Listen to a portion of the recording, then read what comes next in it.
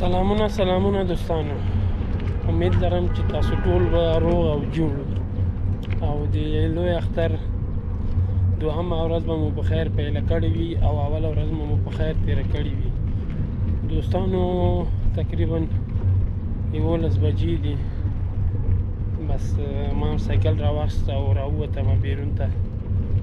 نو ما ویلې چې لاړ به سمه چوک ته او وګورم چې څنګه د دوهمه ورځ به رش وي نه به وي په چوک کې.